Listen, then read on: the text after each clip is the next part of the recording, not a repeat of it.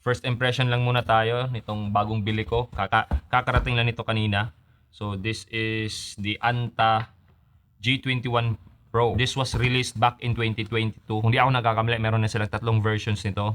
G21 first version ito. Merong Pro kasi meron ding hindi Pro. So meron din silang 2, tapos meron silang 3 Pro. So ito yung pinakamura, na sale to. Nabili ko last week from 5,900 something. Na sale siya ng around 3,800. Tapos ngayon nakita ko 3,100 na lang. So itatakbo ko siya after dito. After ng video na to, itatakbo ko siya. So dito sa box niya, meron tayong paper bag. Actually nakita ko na siya kanina, na-fit ko na siya. So papakita ko lang sa inyo. Ayan. Tapos yung isa, ito naman. Yung kaliwa. Ayan. So this is size 11. Ang material na nakasulat dito, yung upper niya is mesh, tapos may kasamang TPU.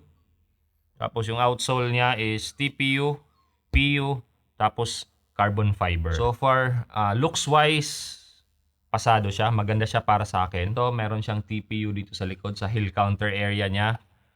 So far, itong upper niya, yung mesh na upper niya, hindi ganun ka breathable.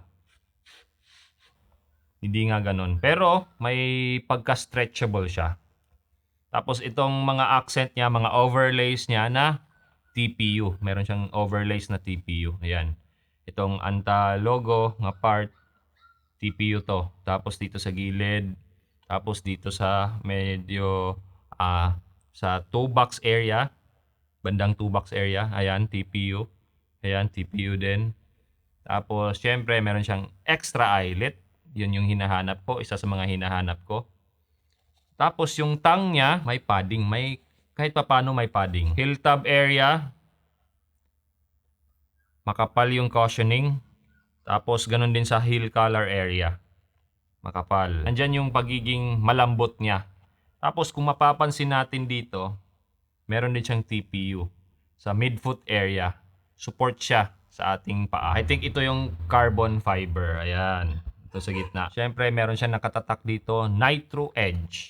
Ayan, Nitro Edge. Bale, ito naman yung outsole niya. Ayan. Full review ko nito. Abangan nyo. After kong matakbo to ko siguro ng around 20 to 50 kilometers. Ulitin ko lang, ang pangalan nito is Anta G21 Pro. Yung first release